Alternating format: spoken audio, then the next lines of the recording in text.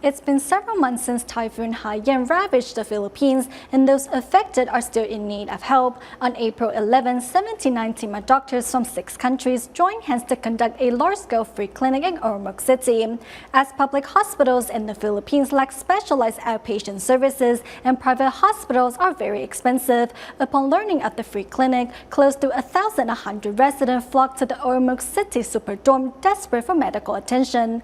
On conclusion of the clinic in Ormoc, team members traveled overnight to Tacloban City, where they carry out another free clinic there. It's 38 degrees Celsius outside and not yet 7 in the morning, but the queue outside the Ormoc City Superdome is already stretched long.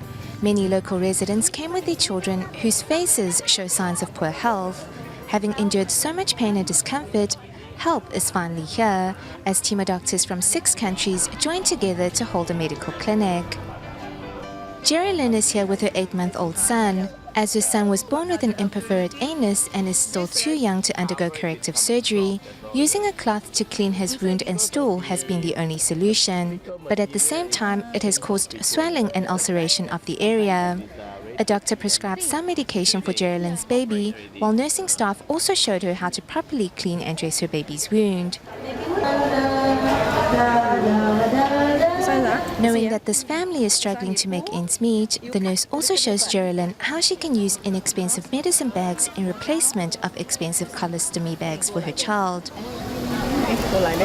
Many of the patient's illnesses started out as minor, but have been aggravated by improper treatment. As public hospitals in Ormoc do not have specialized outpatient services, residents are unable to get the right prescription medicine, and private hospitals charge between 500 to 700 pesos, which is a tenth of an average Filipino salary.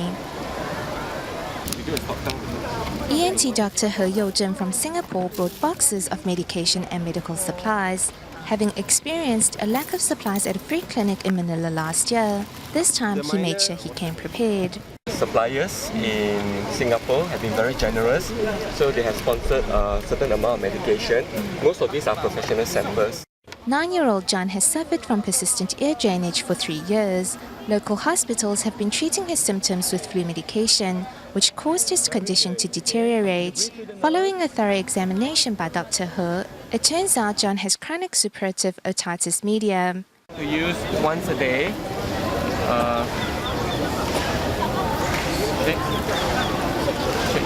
Shake, and then to spray up the nose. Okay? Even language barriers can be overcome with simple ways. Once a day. University student Iman initially thought she had gone deaf, but once Dr. He removed the earwax in her ears, tears of joy ran down her face.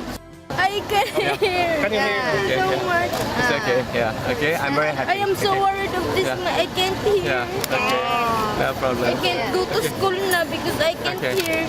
Periodontal disease caused the gums of patients receiving oral cleaning to bleed, and team of dentists were also forced to extract many a decayed tooth. The city's mayor pays a visit to the stadium to thank these volunteers for their selfless acts.